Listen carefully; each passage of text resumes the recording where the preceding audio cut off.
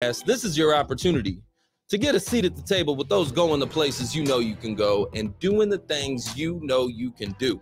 Now, we don't see this clubhouse divider with a stage on top and an audience down below. No, no, no. Instead, we look at this as the world's largest breakfast table.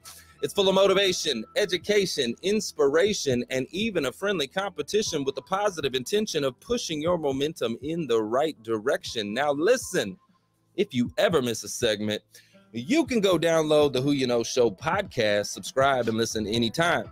So head on over to whoyouknow.show, grab the link, and subscribe. Well, welcome to the Who You Know Show by ClearPath Wealth Strategies, where what you know is important, but who you know can make all the difference in your wealth, health, business, career, relationships, and in your life. I'm your host, Trevor Houston, and on this episode, we sit down with Dr. Chaz Austin, a renowned leadership coach, LinkedIn Learning author, and TEDx speaker who specializes in training individuals to brand and market themselves in the gig economy. So, Dr. Chaz, super excited you're here. Welcome to the Who You Know Show. Thank you, Trevor. Good to be here. Great energy. Man, I appreciate that. I told you that's what the coffee was for. Remember I told you backstage, I said I had 4 or 5 cups. Absolutely. I brought mine. Here you go. Let's go. Let's go. All right. Well, I want to dive in real quick. Can you start by giving us a little bit of your background and how you became a leadership coach and especially an expert in the gig economy? Can you talk to us about that? I've been a college professor about 20 years and started teaching courses in communication and business and saw an opening there that we're not training people for the workforce. There's a gap between academia and the working world. And I heard from my colleagues in the business world, what are you doing with these people? Yeah, they're not ready. They don't know how to speak. They don't know how to write. They don't understand how business works. So I realized I could fill that gap. And started working to create courses. I have 2 books that have been published. A third one's coming out soon. I've got 3 LinkedIn Learning courses on how to find, keep, and leave a job. I'll have work for as long as I want to work because the things have changed so radically in the business world. People are just flipping out. Like, what do I do? It's not the way it was with my folks or my grandparents. There's no corporate loyalty. I'm kind of on my own. I don't know what to do.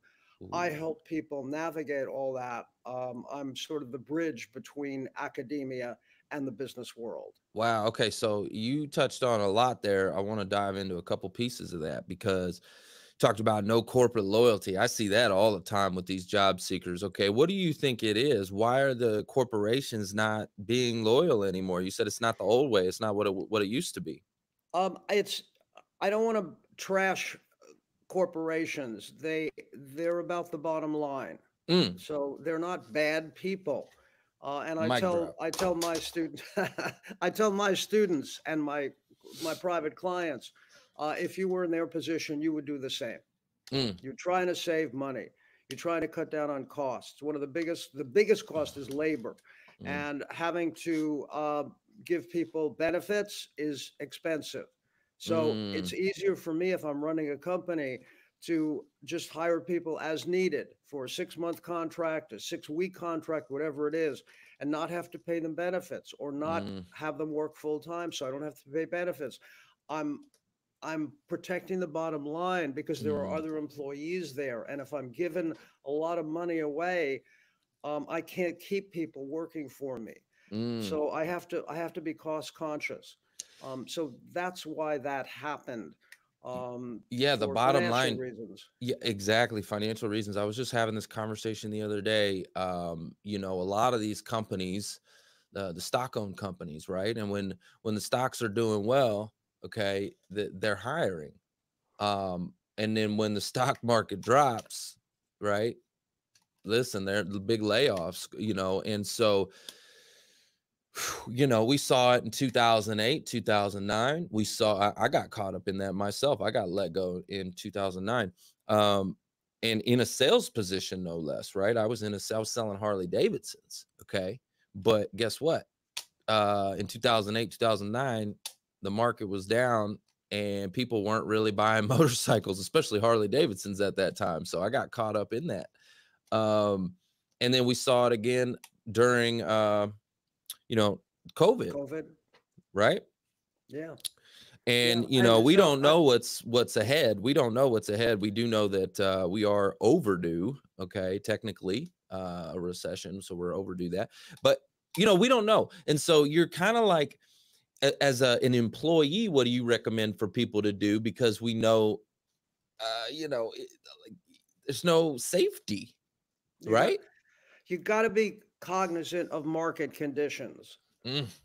It's not, the company is not a safe harbor the way it used to be decades ago. Yeah, they're not going to take care of you. They can't.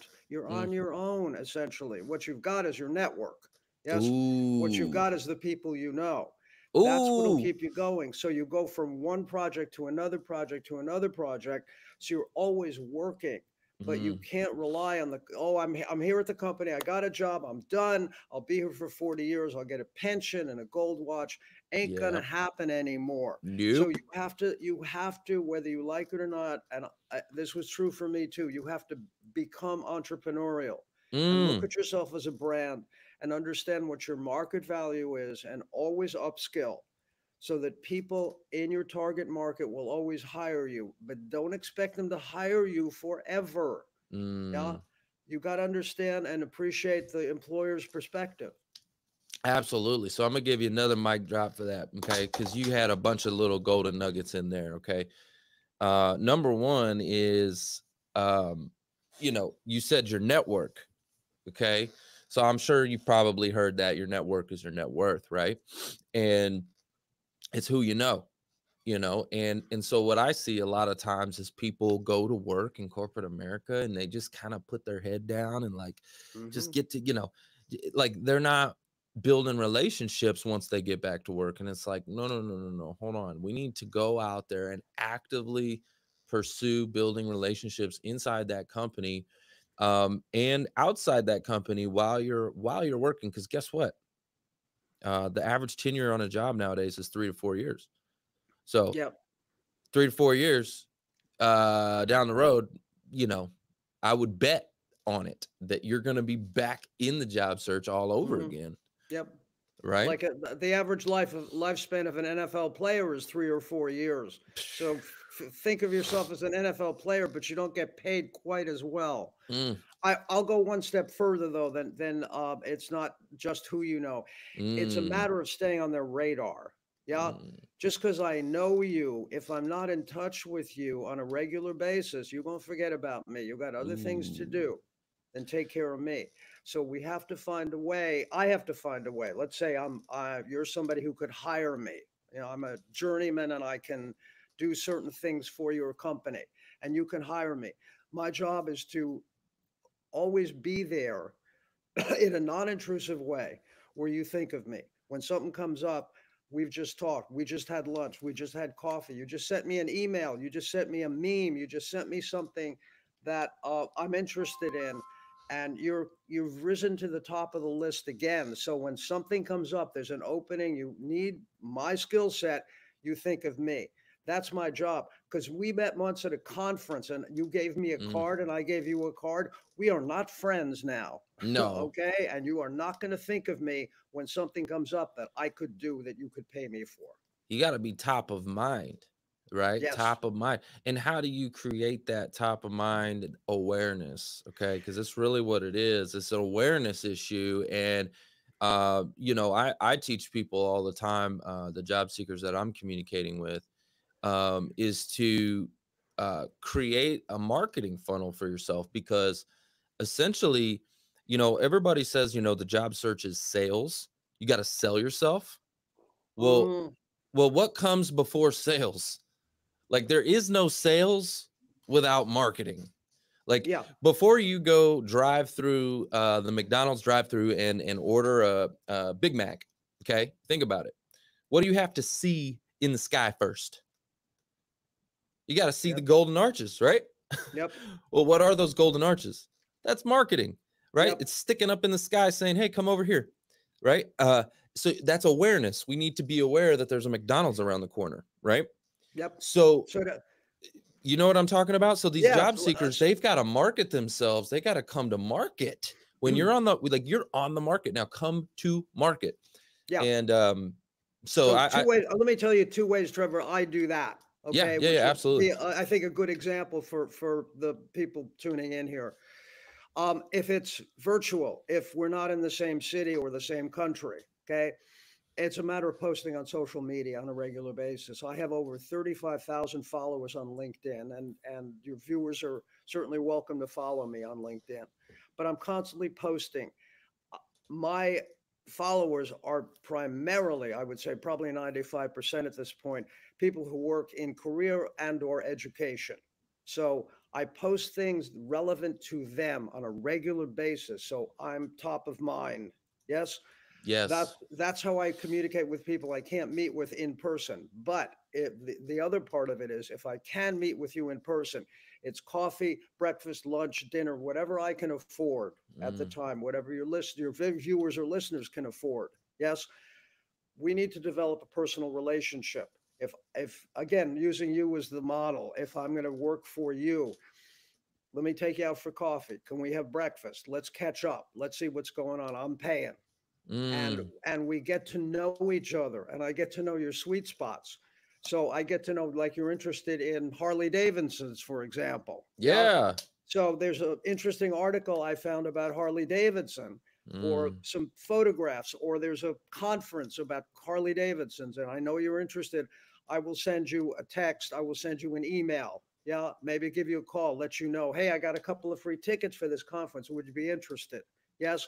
So I'm always hitting that sweet spot, not in an intrusive way, not every day, not maybe once a month, every few weeks, so that I'm top of mind for you. And I love you know that. that I care about you personally and know what's going on in your life and what matters to you. And so I'll call you and say, hey, I got a couple of tickets, and you go, wow, so your timing is perfect. Somebody just left, and I can use your services. Could you come in tomorrow at 10 o'clock? And I have work. I love that. I love that. So, you know, building the relationships, guys, you can do it online, you can do it in person. And I love the strategy here of commonality. You know, finding that thing in common. How can you bridge a gap? You know, like you were talking about Harley Davidson and things like that. How can we find something in common? Yeah. And I something that call it, what I call it is points of resonance. points of Yeah. resonance. Okay, I love Points that. of resonance. Okay. I love that. How do we tie in?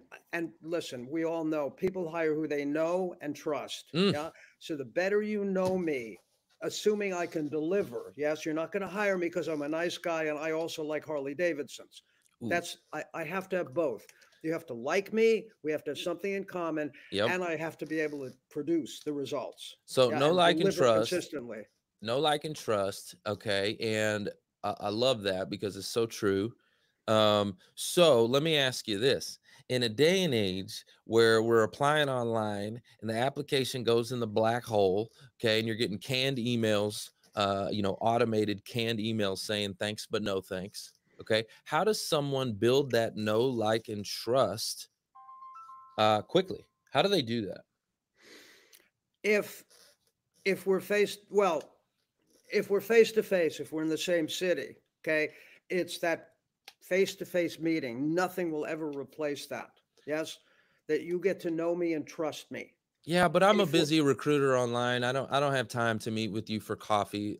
You know, got it, sorry. but we're I got 100 job seekers in of my course. DMs right now trying to hit me up. I'm not going to sit down with you for coffee. Got it. Right? So we used the side door. Okay. Oh, okay. I like Yes, this. Here we and go. Here we go. Now we're talking. yeah, the side door is we're members of the same associations, Okay. organizations, groups in our industry. Mm, So you can't run away from me because we're both at a dinner for for the Harley Davidson Association, okay, okay. of California, whatever it happens to be. And I see you. You can't get away. Mm, Can we sit and talk for a minute? Sure, absolutely. I will now go to the top of the queue because I will impress you in terms of my knowledge, my experience, how charming I am, etc. This guy can deliver. I know him. I like him. I met him. All the people with resumes who sent him in that you don't have time to read, who are in many cases more qualified than I am, they're not going to get the time of day from you. I will, because sometimes good enough is good enough. I know this guy. I've met him. I've volunteered with him in the association. I like his work ethic. He's got a good attitude. He's a good team player. He's good enough. Sometimes good enough is good enough. Am I the best candidate in the world for this? No, but I'm not hiring a CEO. I'm not doing a year-long search with headhunters around the country and around the world. For this particular task, this guy will do. He's fine. And if I deliver, you're going to hire me again. I'm going to stay in touch with you. I know this guy delivers. I like him. I trust him. Good to go. Love that. Okay, so you talking about associations. I love that. Where are you located, Dr. Chaz? Where do you live? I'm in Los Angeles. Los Angeles. Okay, so here in Dallas, we've got a ton. I mean, it's like there's so many different associations and networking groups and meetings, and even for job seeker groups, they got tons of these groups where they meet up and are helping each other, and it's I'm not a huge fan of those. Oh, okay? Really? Okay. Yeah, because you want to network up, as I call it. Okay. My talking to other job seekers, if I'm a job seeker, it devolves into a pity party. It can. Who I want to hang with are the people who could hire me or refer me for work. Yes. Yeah, I want to push back just a little bit on that. I agree with what you're saying. It can be definitely a pity party. However, what I also have seen is that you have accountability groups. You have these groups where they get to lean on each other when they are having that dark moment. Because let me tell you something, job search can be so hard. It can be devastating, crushing. And sometimes you need to vent and get it out. Now, again, to your point, there is such thing as too much. If you have a cancer in the group, right? Nobody wants to be around that energy, because at the end of the day, it is energy, and that energy can transfer if you have a cancer in the group that's just pulling everybody down. So I agree with you 100%. But it can be healthy, though, if you have a support group, people that are all with the same goal in mind, the same mission, helping each other, encouraging each other. If we have the right mindset, a winning mindset, it can actually be a positive thing. But you're right. I've seen it go the opposite direction too, where you get some cancers in there and one bad apple spoils the bunch, right? And you don't want to be around that negative energy. So yeah, I agree with you. Point taken. Yeah, it could go either way, really. I've seen both. Yeah. I think it depends on the leadership, right? If you have a good leader, like the groups that I try to facilitate, I'm trying to motivate, educate, inspire, lift them up, and give them hope, encourage them, right? And I think it's about leadership. And if you got somebody up on the leadership team who's, maybe a little bit less, little, their energy's low. It makes a difference. It does. What I recommend to my clients is not just hanging with groups or joining groups, but the next step, which is volunteering. Okay? So mic drop. Let's go. This is how I'm going to go back to this model. Okay. You're in a hiring position and I'm a journey person in this field. Okay. In the Harley Davidson field. How do I get to you? We're both part of the same association. I find out what group or what particular group is fine in the Harley Davidson Association, okay, that you volunteer for, and I volunteer for the same thing. Yes, so it's the word I was looking for was committee, okay? So you're the chairman of the dinner committee for the Harley Davidson Association of the Southwest. Yes, I volunteer for that group. Yeah, now I get to audition for you. We have meetings every couple of weeks to plan our dinners. Yes, you get to see me in action. You get to see how hard a worker I am, how I come in early, stay late. I'm a good team player. I have good ideas and a good attitude. When you're ready to hire, all you got to do is turn to me and say, hey, would you be interested in working for me? You've already proven yourself. So I want to get to the movers and shakers, which in this case is you. And it's through volunteering at this association we're both a part of. I love it. I love it. I love it. Volunteering also, When you give, trust me, when you give, you get. Okay. Mhm. It's biblical. You know, we reap, you sow. Okay. And when you give, it feels good. You get a dopamine hit, man. You Oh, give, yeah. and Oh, then you yeah. you feel good. And I'm telling you, when you're in a job search and you feel like crap all the time, Yeah. like go give yourself, because a lot of times why you feel like crap is because you feel worthless. You feel like you're not productive. You feel like you haven't done anything, you know, you're not getting results. And it's like, you know, you might have been a confident person in your previous role and job and what you did in life, right? And the longer your job search takes, your confidence starts to take a hit. Bop, bop, bop, bop, bop. You feel like you haven't done anything Yeah. productive in the world. And then, you know, so like go volunteer, go be productive, go give yourself free I without any expectations, and I watch have how it makes you feel. I have sections in my book about how to stay sane through a job search, okay? Oh, there we go. So that volunteering is part of it, giving is part of it, also taking care of yourself, going to the gym on a regular Mm, basis. Something else I talk about is compressing your day. So okay. you're only going to spend so many hours in a day looking for work that's going to be productive. Yeah, you're Mm, not going to spend 8 hours. What you need is 2 hours. mm, So go to the movies, go to the gym, volunteer, have breakfast, meet with people, and then compress it so you've got 2 hours left, and you'll get the job done in 2 hours. If you had 8 hours open, you would spend six of them drinking coffee or worrying or putting yourself down to get to the 2 hours. So mm. make it so you force yourself that you have a 2 hour window, and the rest of the time you're spending productively, whether it's going to the gym, coffee, whatever it happens to be, and volunteering. I love that. Great, great recommendation, because it's a mindset, you know, game, a lot of it. I mean, I would say the majority of it is the mindset, because if you're in a crappy mindset, if you're, oh, woe is me, if you were talking about the Debbie Downer, you know, you're just all in the dumps, you don't have the motivation to do what is required, to do what's necessary. And the employer doesn't want to hire that person anyways, because why would they? Right? Think about it. Yeah. Like, now we know that's not who you are. That's like when you're in that Debbie Downer, like you're depressed, you're anxious, you're fearful. That's not necessarily who you are. That's what you're going through. Yeah. But the employer, that doesn't resonate to the employer. The employer sees that, feels that energy on you. It's like a cloud around you. They see it when you go in for an interview. And a lot of times you see job seekers, they'll be short with the employer, right? Because their fuse is small. They're working on their timeline, not the employer's timeline. Like they're thinking about, oh, I got to get back to work right now. And like, We got to throw that whole model out about the traditional interview process, mm, okay? That's not how it happens anymore for the most part. Yeah. yeah. So I'm now another guy.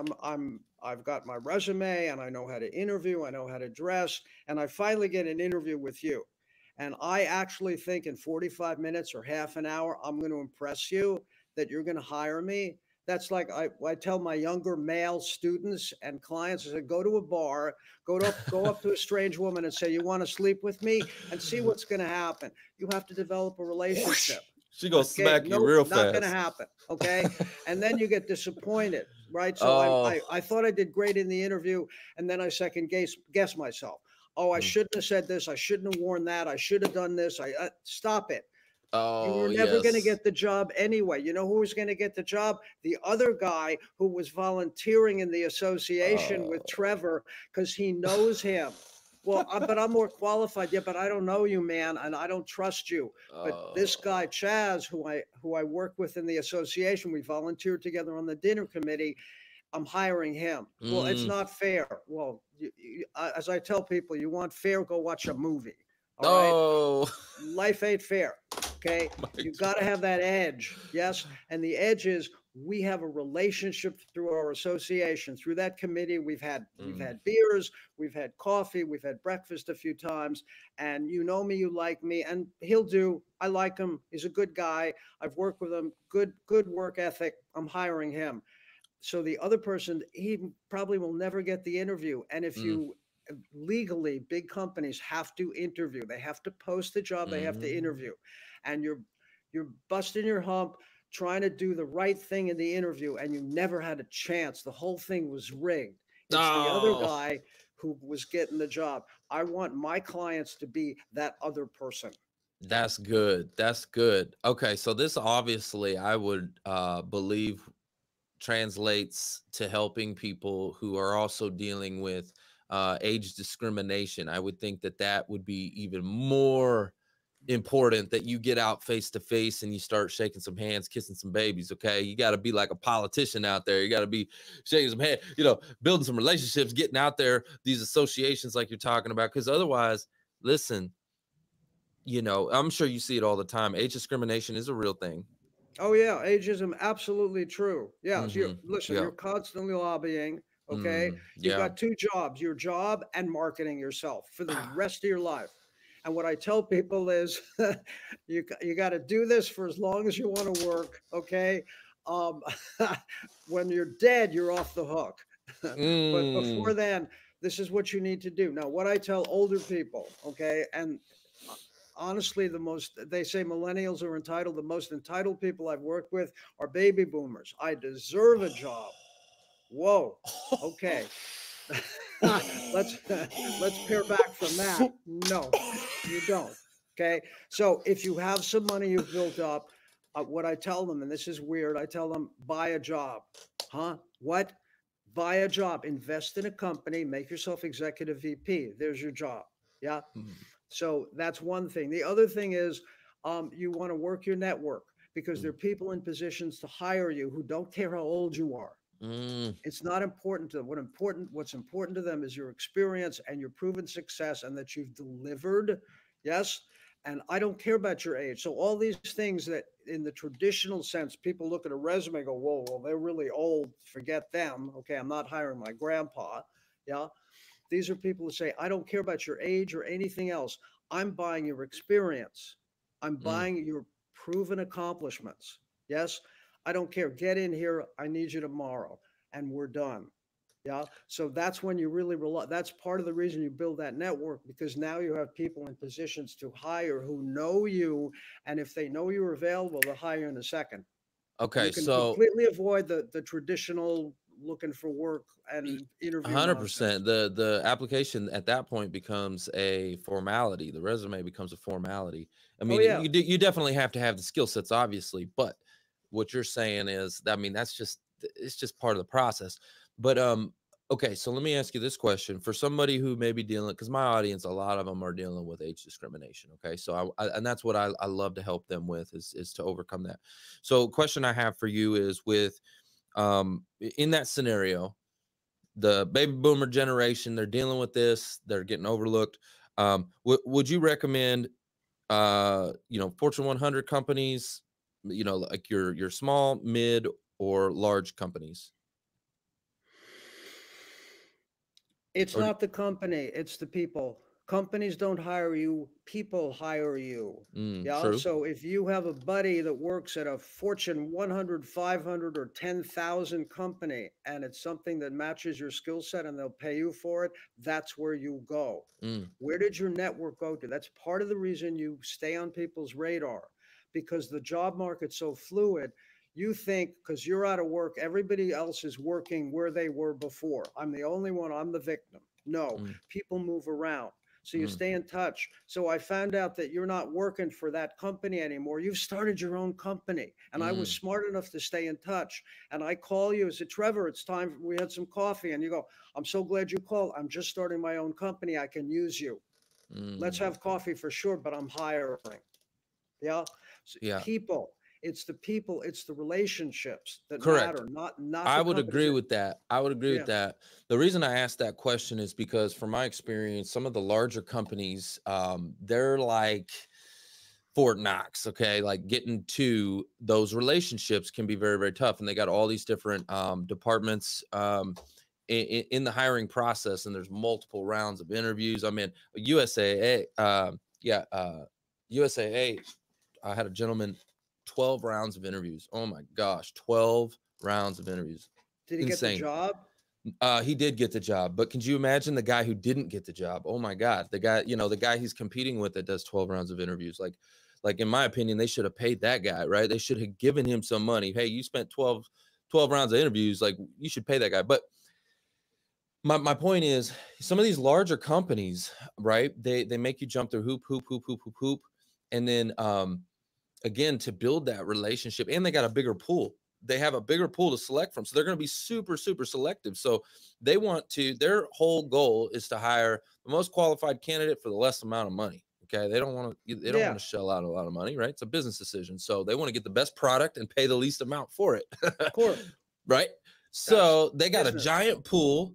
And like, I think, in my opinion, from what I've seen, relationship actually means, it's not that it's impossible. I think it's harder with the larger companies because they have a larger pool. They're more selective, things like that. The smaller companies, right? The real small companies, entrepreneurs, business owners that, maybe they've got, 10, 15, 20, under 100 employees. It's a smaller company.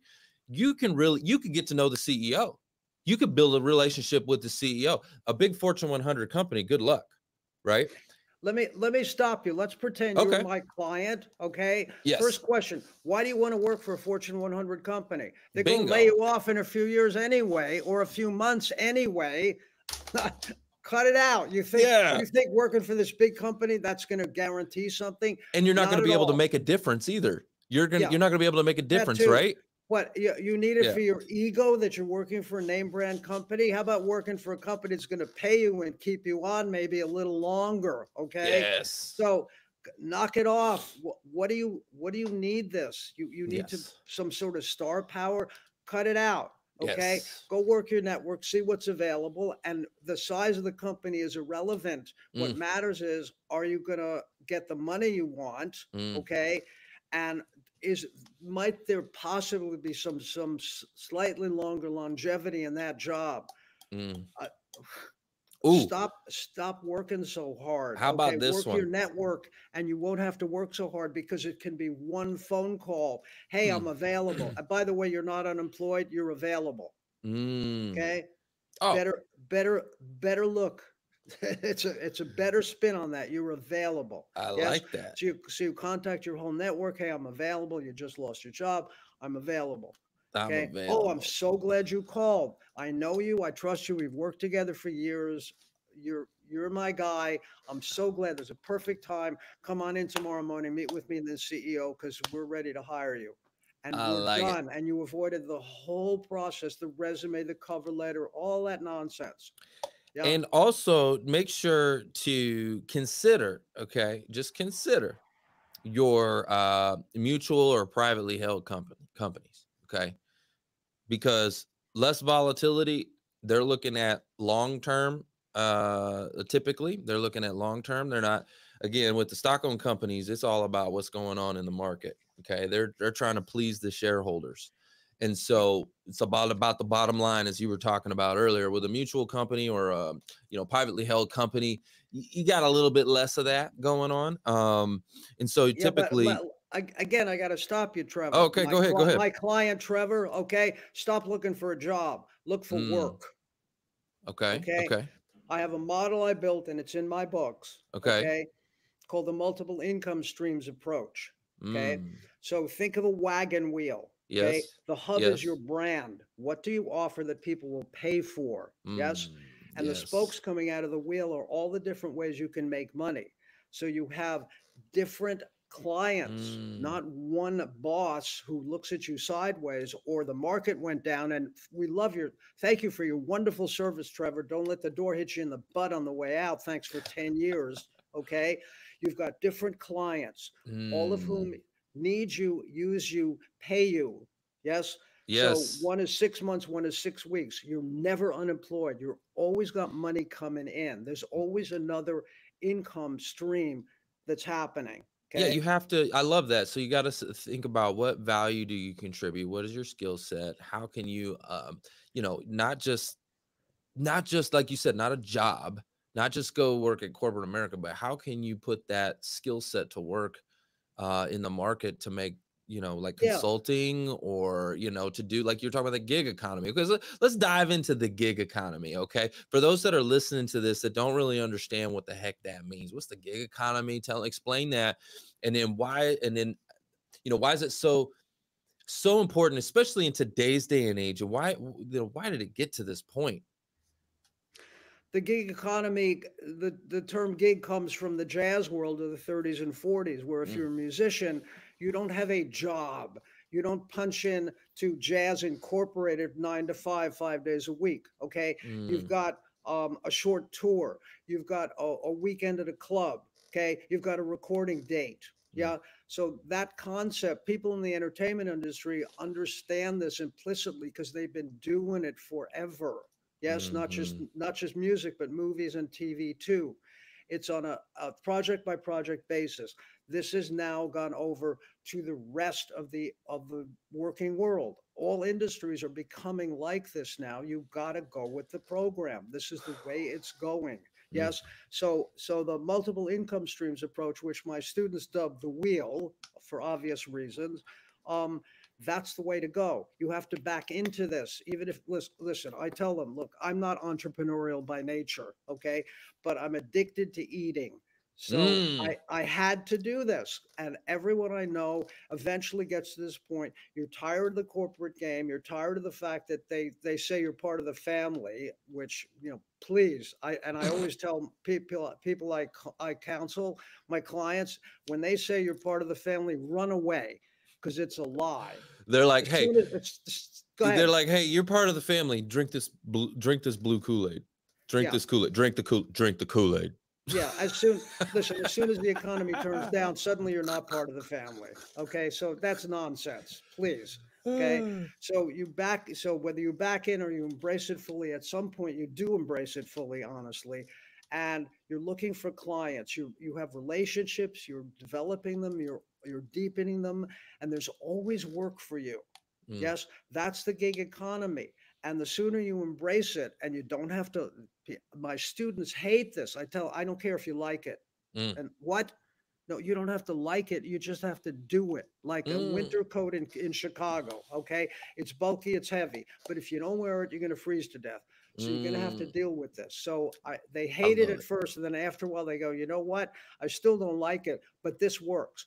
This is the way I will always have work and money coming in. Okay. To think of myself entrepreneurially, to figure out what my brand is, to upskill all the time, to stay in touch with people, let them know I'm available, and I'll always have work, and I'll Mm. never be reliant on that one particular boss who that day decided they don't want me there anymore. Ah, you see why I told y'all, guaranteed mic drops on this show today. I told y'all, listen, I love your passion for this, man. I love it. And I love your no nonsense, you know, just you call it how it is. You're not going to sugarcoat this thing. Listen, you need to wear the coat in the winter.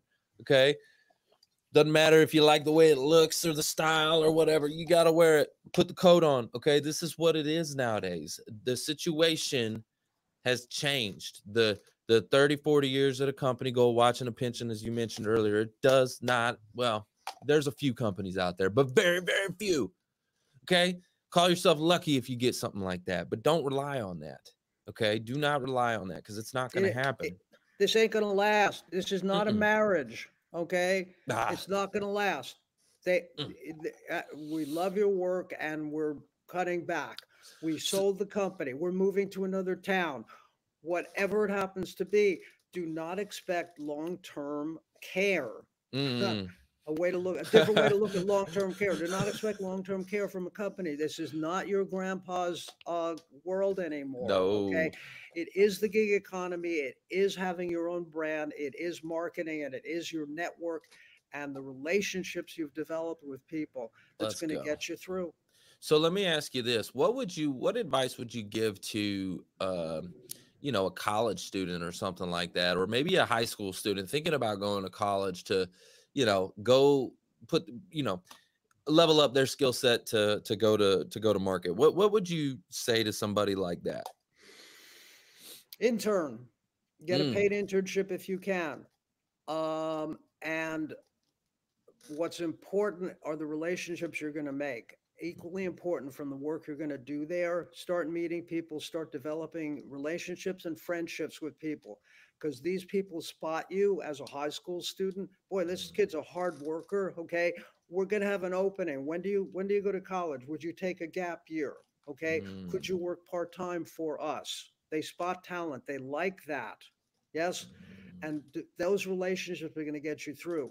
So get out and work. Forget about, I'm going to find the perfect job. Oh God, I've heard this so much from college students. I'm waiting for the perfect job. If you find it, it ain't going to last long anyway. So knock it off. Get to work. Okay. Also, don't, and this is crazy because I have a doctorate, all right? I've got a bachelor's, a master's, and a doctorate. Doctorate's a terminal degree. And I tell people, don't overeducate yourself. Okay. They want to go straight from college or straight from high school to college, straight from college to a master's program. I said, a master's in what? You just hanging out in the school because you're scared. Get out and work. Find out if you need a master's at all. You may not. Okay. I've worked with car mechanics. I said, don't bother with college. Okay. Get some certificates, a master's certificate in fixing cars, because that's what they're paying for. Yes. Don't go out and go to school, another degree. Find it if you need it. And you may find a company that hires you that will pay for your education.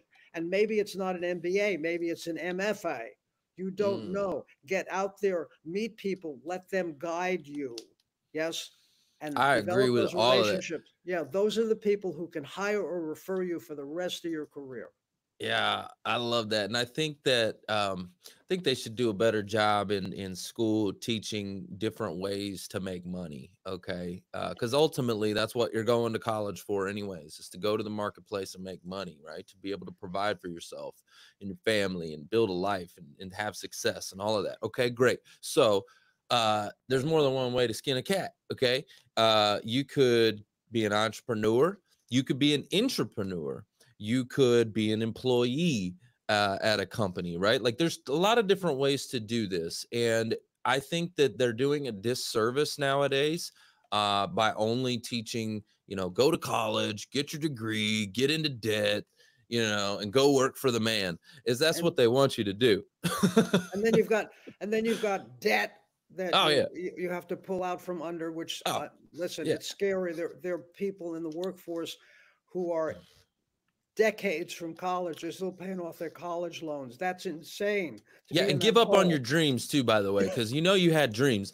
So give up on your dreams. Okay, go to college and do something you hate, and go work for the man for a job that's not secure, and get into debt. And every 3 to 4 years, you're going to be back on the marketplace. Yeah, how's that sound? I have some credibility given I'm so educated, 20 years of education. I've got a doctorate. And it's so weird to tell people, don't get that degree. You don't need it. Yeah. Okay. You can't monetize the degree. Yeah. There's no point. You can get it later, maybe. Okay. Once you're, in your 60s and you're retired, you got money, go back to college, get a college degree if you need it.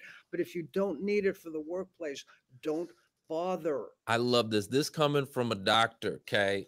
Yeah. And listen, from a very educated man, he's telling you, and most people, what I have found is if they have been through college, right? They spent the money, they got into debt, they went through all that. They sure do want to, and it's natural. They want to defend that. Oh, you need to, you got to go to college, right? Because they went through it, they paid for it. It's like, right? They want to defend it, and so I love the fact that you're just calling it how it is. You're a real dude. Like you're just saying, hey, listen, not anymore. You don't really need that anymore. Depends. We have to customize it. We have to customize it for the individual. Correct. Okay? That's what they should do. In some cases, you do need a college degree. Yes. You want to be a nurse, okay? Yes. You must have an RN. Correct. Period. Okay. Correct. Well, I'm really good with patients and I've worked in hospitals. Do you have an RN? That's your passport to getting a job as a nurse. So some things, absolutely, it's credibility. You have to have that. I wanted to teach at the university level. They wouldn't touch me. They wouldn't talk to me without a doctorate. So I got a doctorate. Okay. Mm-hmm. So you have to look at it on a case-by-case basis. What do you need? You're a car mechanic. Let's push college to the side here. Okay. Let's get you a certificate as a master. I can't remember the term, car mechanic. Okay, because when garages hire you, you have to look at the marketplace and be entrepreneurial. When you start to meet people who own garages, what do you need for me to work here? If you had this, this, and this, these certificates, I would hire you. So go get them. Yeah. Okay, then you'll get work. I would say there you got a majority of people, though, and I agree with you, it's case by case, but there's a majority that is being sent off to college, getting in this debt, trillions of dollars, and they're not even going to work in the industry they went to, school for, or a lot of them don't even finish their degrees. And it's incredible what happens and what you see. And I think you're right. They need to do a better job one-on-one, sitting down with an individual and seeing what their passions, their goals, their missions, what do they want to do with their life? What are their dreams? Like you think about kids when they're young, they got dreams, man. I want to be a rock star or whatever it is. Like, can you make money that way? If they put the time and energy, like think about that. If I okay, let's say it cost me 50 grand to go to college or 100 grand to go to college. Okay. What if I put that into me? What if I put that into my dream, my dream of being the world rock star, whatever it is that I had at that time, right? Could I be that? I probably could. Just saying. Part of it, it's a distinction I've created called monetizable passion. Okay, you may love doing something, but doesn't mean you can make a living at it. Touche. Yes? So your dream is to be a rock star, but chances are it ain't going to happen. Okay, I was a trained musician. Yeah, but it definitely won't happen. Definitely won't happen if you give up and go to college and get in debt and go do something else. It definitely won't happen. That's true. Right? So like while you're young and risk is low, right? You don't have the bills, you don't have the family, you don't have the kids, you don't have the mortgage. When things are low and your risk is low, freaking go for it. You're going to be on your deathbed. You're going to be on your deathbed regretting the fact that you quit on your dreams. Like no one wants to live in regret. Go for it while you're young. Agreed. But as you get a little older and you're in high school or getting out of high school or getting out of college, okay, this is where the monetizable passion comes in. You have to be entrepreneurial, understand the marketplace, okay? Yeah. So, yes, I want to be a rock star still. Fine. So get a job in the music industry, yeah, while you're busking, okay, while you're trying to make it as a musician, because it's really tough, okay? I always joke to people, I was a trained musician. I only lack two things, talent and drive. Otherwise, I would have been Paul McCartney, okay? It wasn't there for me. I realized I ain't that good and I'm not that committed, okay? Because I realized in order to be that great at the top level, I played drums. In order to be at the top level, I would have to practice like 8-10 hours a day. I was not willing to do that. So I still enjoy music. Yes, I still play occasionally. So it's not a monetizable passion. What it becomes is a hobby. Okay. That's so good. So you still get to express yourself.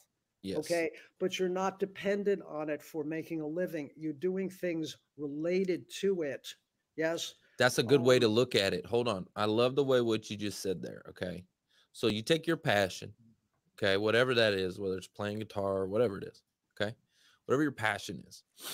And if you can't say that I would love to devote at least 8 hours a day to this passion every single day, like 8 hours, like, because if you just do 1 hour a day, well, you're a hobby. Okay. Are you willing to put the same amount of time into it that you would for a job, to go to work to make money? So if you're going to do 8 hours on a job working for someone else, are you going to do 8 hours, treat it as a job for yourself to become the best? You know what I mean? And if the answer is no, if you're like, I'm not going to do 8 hours a day playing this guitar, like the answer is no, then you probably shouldn't do it. No. Right? Really? Okay. So it's a dream, but I still get to express myself as a musician. But it's not how I make a living. Sure. Okay. So you want to be okay with the fact, it's a hobby. I'm not that into it. I'm not that dedicated. I thought I was, but when it comes down to it, no, it's not my thing. But I still get to play music. Great. Okay. So it's not like, well, I was cheated from that. No, I didn't have the commitment to really make that happen for me as a career. And it's cool. I'm fine with that. Maybe I'm Hmm. still working in the music industry in some capacity, so I'm still connected to it. But musician, no, not my thing. Wasn't willing to put in the hours and the time. Yes, So I I agree with think that. understanding that distinction is really important for people. Just because you love it, don't mean you can make a living at it. Yep. You got to be able to monetize to what's your point? Because, listen, the world doesn't move without some money. We got to have some money. Speaking Yeah. of, okay, let's talk about some elements for people to create a strong personal brand in the gig economy, right? Because we talked about, being able to market yourself, and it's the know, like, and trust. Even in the gig economy, you got to get somebody to pick up that gig. So, what are some things people can do to have a strong personal brand? The number of answers for that. One, presumably the industry you're interested in, you're part of these associations, you're volunteering, and you're getting mentoring from people Mm. who have been there and know what the industry is like and have a good sense of what the future is going to be. Yeah. Networking, volunteering, mentoring. Yes. Okay, And love that. and you're learning from them and from the Yes. readings they're telling you to read. Yes. For the conferences you're going to, you're learning what the future is in the industry and Mm. how your passions match with what the future is. So you want to work in this field, you need to learn X, Y, and Z. These are the new upcoming programs that are happening. This is what you need to know about. If you need to get a degree or certificate, you get that. Whatever it takes. This is part of upskilling. Yeah. And that creates your brand. And you find that niche that I can deliver these particular Mm. things to this industry. We need a specialist in that. Yes. Mm. And that's how Love you that. create the brand. And the brand is always evolving. I mean, on LinkedIn, my brand is there in my description. Yes. But that evolves over time. So will anyone's brand. It'll evolve over time because you're responding to industry conditions. Yes. Mm. So if your industry, if the people in your industry that you've met with and developed relationships with say you need to learn about AI, that's the way it's going. You learn about AI. Period. Mm. Just like for me, you have to be coachable. Yes, you get Mm. mentors, you have to be coachable. So people said you want to teach at the university level, get a doctorate. So I got a doctorate. Mm. It's you want this badly enough, you will do whatever it takes. Yes, that's how you build a brand, and you have then eventually you have a sense of these are the specific things I offer that people will pay for. We're Mm. not looking for fans, we're looking for money. Okay, this is the Okay. part right there. That part right there is where I see a lot of people get some disconnect. Okay, and I think the it's important to know the problem you solve first before we go to, okay, what will people buy or whatever, what product or services will they buy. I need to know what problem I solve first, and I think that's the disconnect where a lot of people miss it. And I'll give you a couple examples. So um, for myself, when I started first helping the job seeker community, I saw a need, right? I saw a need. They were struggling. They were going through all of this. And I saw it was about networking, relationships, connection, all the stuff that we're talking about here today, right? So I saw that need and I identified, okay, that's what it's about. Well, that's what I do. That's what I can help with, right? So I was like, okay, here's a need. I can help fulfill that need, right? And I think that's when then you start to think, okay, how could I create a product, a service, a solution, something that could be monetizable, right? Like to your point, um that could serve that need, right? Yeah, let's say you work in tech. Okay, you're Okay. interested in tech. You've always loved computers since you were a baby. Yeah. Okay, Mm-hmm. I want to work in tech. Okay, where's the need? What specifically can you offer? What can you learn so you can Mm. offer people and they'll say, "Oh, I can use that. Can you Yep. come in Monday?" Yes. So it may not be a perfect match with your passions, but listen, you're making so much money that you have time to play with your passion, which is drawing on a computer in the evenings and on the weekends. The job pays for your hobby. Okay. So Bingo. so it's not a perfect fit necessarily. And even if it is, it won't last, as we know. Yeah. But what you're looking at is how do you tie in your passions with what the market needs, if you possibly can. And Bingo. sometimes you can't. Sometimes a job is just a job. It's good Mm. enough. I like the people. I enjoy the work. It's not my passion, but what I enjoy is riding motorcycles. And every year I get 2 weeks off and I go somewhere else in the world and I ride motorcycles up and down mountains. Mm. There you go. Yeah, Now you have there you both. go. Now you get both. So be aware or be open and looking for needs. Okay. Look for needs. Look for problems. What Yeah. problems are out there? Look for problems that you can solve, Where, right? where are Everybody thinks things? problems are a bad thing. Well, not necessarily. Problems aren't necessarily a bad thing. Go, if you can be the solution to that problem, you can make yourself a lot of money, Yeah. Yeah, you right? want to you look at the marketplace, you tie it in with what you like doing and what you're good at, Yep. okay, and see exactly where you fit and how Mm. you can help people. And the fit is going to be fine for a few months, and then things are going to change in the market, and you have to adjust what you can offer. Mm. The AI, for example, you need to learn AI. That's the way it's going. I will learn AI, okay, because that's what people will pay for, and it still ties in with my basic brand, which is I'm a tech specialist. Okay, Mm. this is the back to the wheel model. Okay, you change the hub, you change the brand slightly, and you get new clients who need what you've got. Can you do that? Yes, I can do that. I just got a certificate in that. I just got a degree in that. Okay, so good. We can hire you. Come in Monday. I love it. I love it. Okay. You got to identify the needs, identify the problems, and then fill in the gap. Okay. Yep. Can you fill in the gap? Yep. And I think for a lot of people, I don't know if that's do you think that that's a skill set to be able to see those opportunities like that?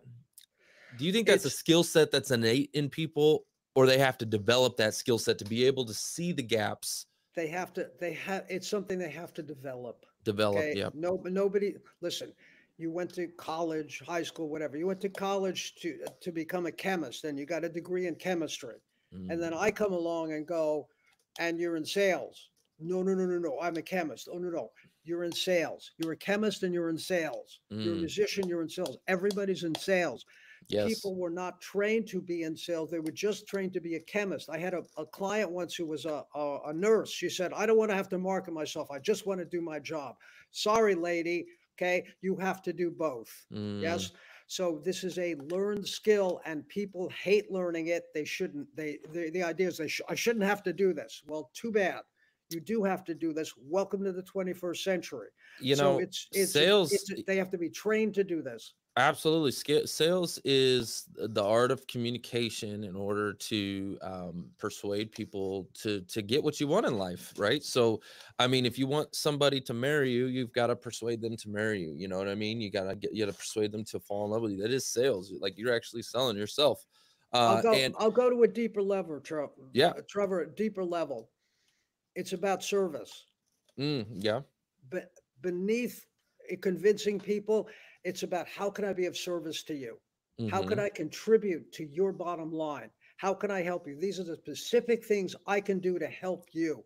Yes, I agree. You and get I have the credibility, I have the degrees, I have the experience, I have the references.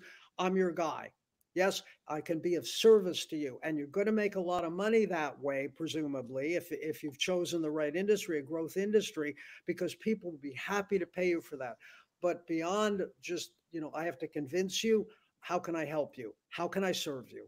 yeah. Well, and that's also a form of communication as well, because you still have to be able to communicate it. I think communication is the number one skill set on this planet. Yeah. Right? If you are the best communicator on the planet, you can literally have anything you want in life, because you're going to be able to serve others' needs, and you're going to be able to communicate that you are serving their needs. I mean, you think about politics, and we were talking a little offline, but they're communicating to the public, hey, I'm gonna solve your needs, right? These are the problems that you're faced with. We're gonna do this and we're gonna do that, and we're gonna make promises, right? And they're convincing people, persuading people through communication that they are going to serve them. Ultimately, to your point, they're going to serve them, and that's what wins over the vote, right? So I have a master's in communication, okay, Yes. from San Francisco State University. Yeah.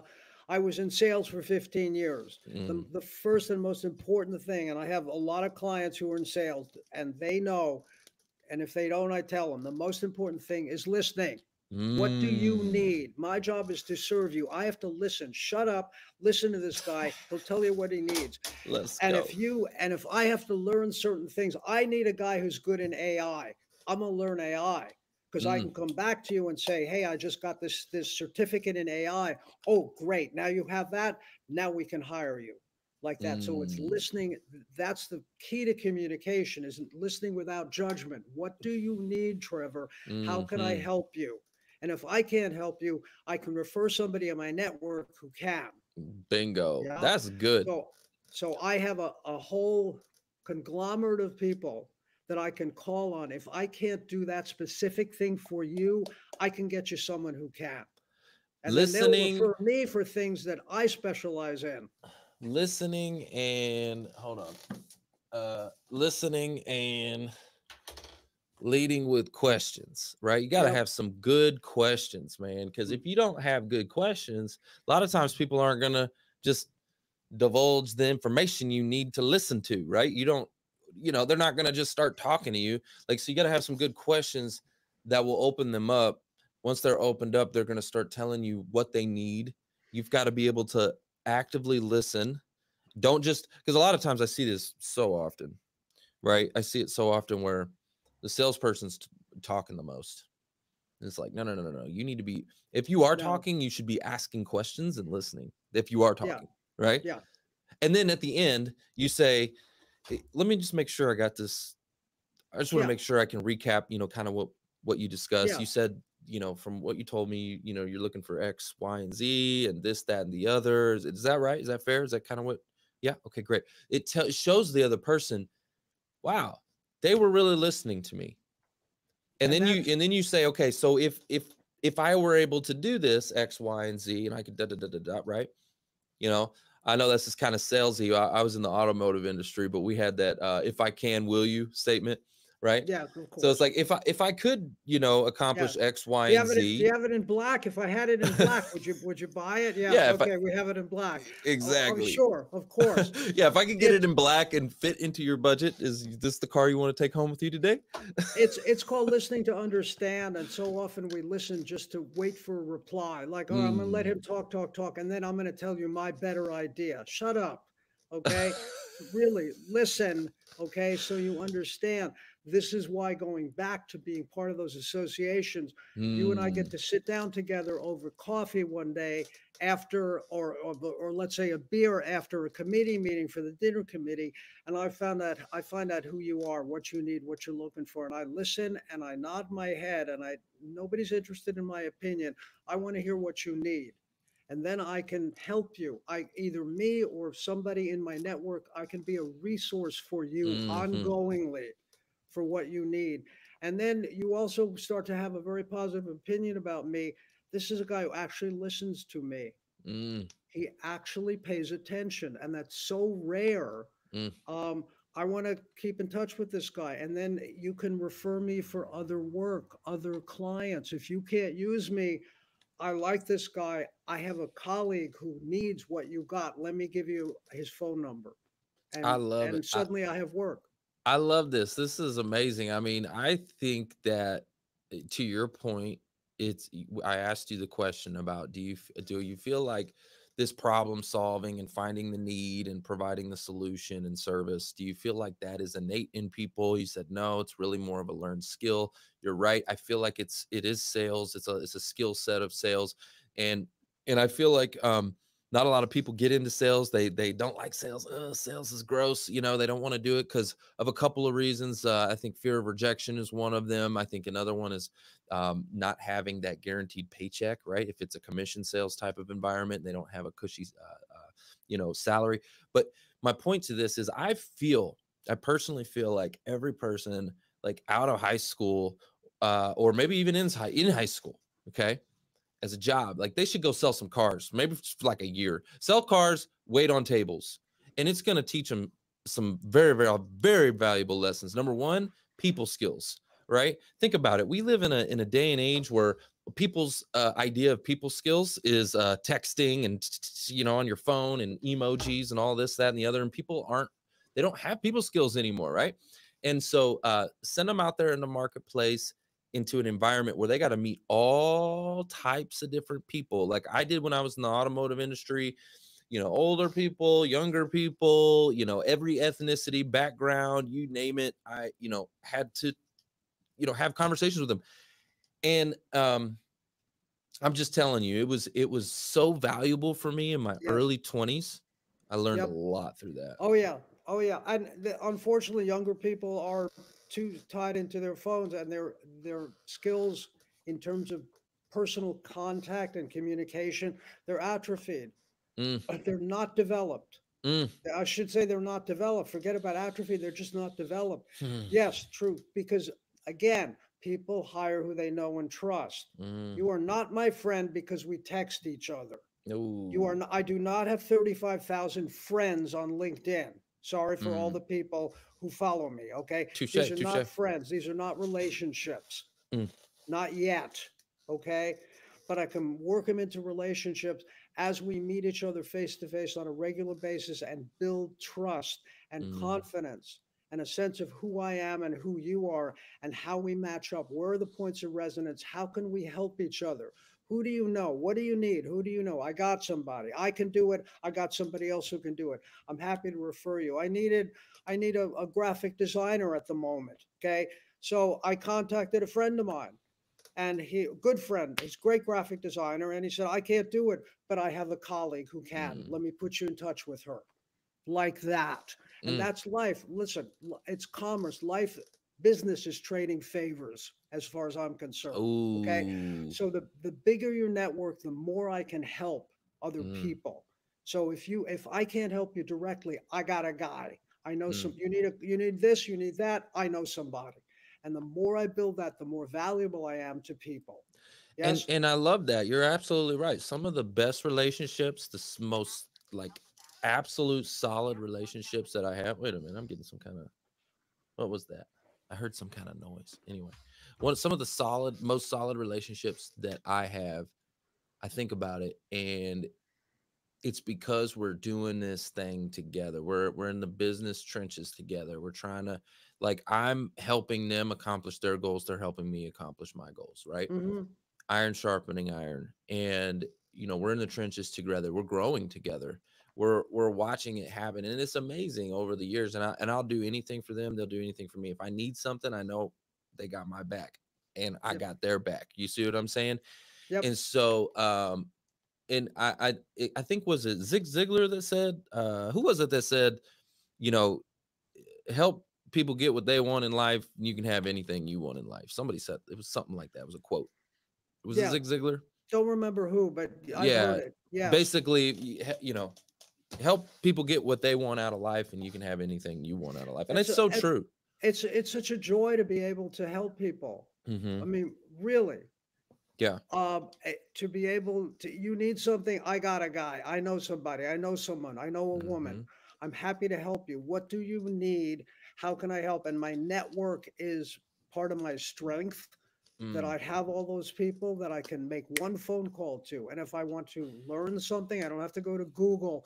I call someone who's done that work, is doing that work, is on the ground, and can give me the information I need, which I can then give to you if that's what you need.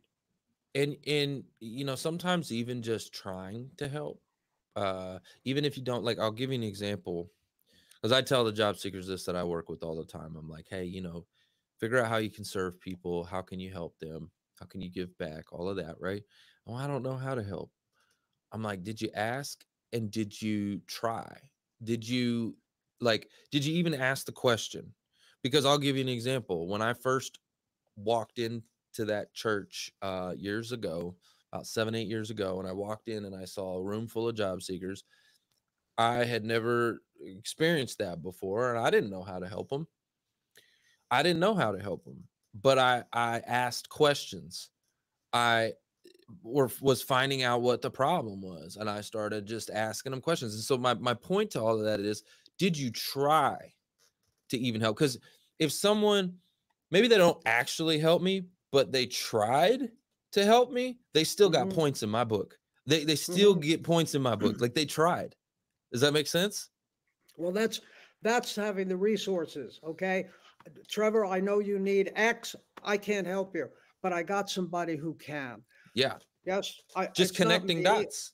Bingo. It's it's all about getting you what you need and finding the solution. So it's Mhm, not going to be me necessarily, but I know people who can help you. Here's a lead, here's an idea, mhm. here's a resource. Yes. I mean, it's really simple. We do this all the time. Like people think it's something big. It's really not. We do this all the time naturally in our everyday life when we are excited about something. For instance, the new I haven't seen it yet, but the new Deadpool Wolverine movie came out, Hmm. right? Okay, cool. Let's say I go see that and I'm like, man, this is the greatest movie ever. What am I doing? I'm telling the world. I'm like, hey, you need to go see this movie. Or maybe it's a restaurant that I just went through. Oh my gosh, it was the best restaurant. It was so amazing. They had the best service there. The food was phenomenal, right? What I'm doing is I'm referring this thing that I truly believe in, right? And so identifying and listening to your point to people's needs and pain points in their life, and then do you have, like, again, do you have a connection? Is there somebody you can connect them to, refer them to, that maybe does, like you were talking about, the graphics designing work that you have seen, that is good product, that is good service? Can you connect that dot just like you would connect that person if you asked me, you were like, hey, what's a good restaurant to eat in town? And I'm Yeah, like, oh my gosh, I was just at this steak house. It's freaking phenomenal. You should try it. Same thing. We do it in everyday life, but we why would we do. not do it for business purposes? Really. And listen, how often do the business people become your friends? All the time. Yes. It's you take it from the professional setting to let's have dinner, let's go, let's go on vacation together. So they Mm, become friends. To me, a yep. lot of the reasons almost that you get work is th- you were meant to meet this person. It's the relationship you developed. So the Mm, job didn't last, the work didn't last, but the relationship. I've known this person for 40 years, and we've been helping each other in every way we could mm, for those last 40 years, work, personal, whatever, restaurants, movies, everything. Yeah. So it blossoms into a friendship.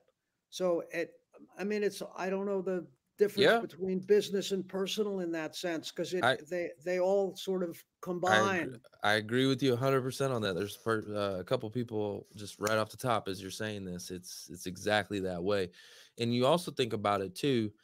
Whenever you do that connection point, like, again, let's say you were asking for a graphics designer, and I know a graphics designer that I've done work with, and I'm like, hey, let me hook you up, let me send you so and so, right? Let me connect you with this person, right? Well, you're actually strengthening two relationships in one. Yep. The graphics designer, right? You just hooked him up with a deal. Are you kidding Yep. me? And even if you don't buy, let's say you don't buy his services, the graphics designer still you still tried. Like, again, Yep. you didn't have to be successful. You still tried. You got points in his book. He's like, man, Trevor just referred me some business. I didn't close the business, but Trevor referred it anyways. It doesn't matter. So you got points in his book, and I got points in your book. So you're actually strengthening two relationships at once when you Yep. make a connection. Everybody wins. And you remember. So if I'm looking to you to get work, you remember that. It's not direct, okay? It's like, well, I turned you on to a graphic designer, you owe me a job. Doesn't know, Mm, but you just remember this guy's a great resource and he's really helpful and he's always there for me. mm-hmm. I appreciate that. So you don't remember whether you hired the graphic designer or not. What you remember is that I was there to help you in some way, that you could call on me. And I think a lot of people, okay, they don't necessarily do this. I know there are some people, you've probably met them too, that are like, oh, I don't give referrals. I don't do that. Okay. And it's because they had someone burn them. Like they made an introduction at some point in their life. They connected a dot. It went sideways. It went sour and it made them look bad. Like they referred, hey, you should connect with this person. And it didn't go well. And now they feel bad. Right. And it's like, hold on. That like, just because you may have had that happen once, okay, doesn't mean it's going to happen again. And it doesn't mean you should just stop. Look, we've both been in sales, okay? It's no, no, no, no, no, no, no, no, no, and yes. Okay. So you have to ignore all the no's, okay, till you get to the yes. Doesn't have meaning necessarily unless you give it meaning. Okay. So it didn't work out. I still like this guy. He didn't guarantee that this person would be the perfect graphic designer for me. That's fine. But they made the effort, as you said before. They made the effort. And this guy's solid and he's reliable and he's got a huge network. And when I need something, I'm going to call him and see. And, you know, listen, I had a reputation when I work in digital media. Chaz knows everybody. I didn't, but that was the reputation because I was 2 or 3 steps away from, I can get you somebody. I can help you. I can help create a solution for the issue of the problem that you're having. I love this episode, Dr. Chaz. I didn't know we were going here. I like to let these conversations flow fairly naturally. I do have some questions lined up, but we kind of went off of that because it just naturally flowed. And I think it actually is going to serve our audience better because Wonderful. This was powerful. It really was. This is like a master class in relationship building, really. That's what it's about, is serving the audience. And that's what we did. We just absolutely let it go. Yeah, 100%. And it's because of the nature of this conversation and who you are and your spirit and your energy. And I love your authenticity and just calling things how it is, because that's actually how I am too. So we have a very good synergy here. I love it. I really, really appreciate you. You're welcome on the show anytime. I'd love for the audience to connect with you. Where's the best way? I know you've mentioned LinkedIn a couple of times. Is that the best place? Yeah, best way is my LinkedIn page, Dr. Chaz Austin, ChazAustin, like the capital of Texas. And you can follow me there. Amazing. Okay. Hold tight 1 second. I'm going to go ahead and stop the streaming here, but we do have a live audience over here on Clubhouse. I'd love to see if they have any questions. So guys, get your questions ready for Dr. Chaz. Okay. But for everybody that's online, LinkedIn, YouTube, Facebook, all of them channels, we appreciate you. Thank you so much for tuning in today. We love you guys. That's the show. It's all about who you know. Bye.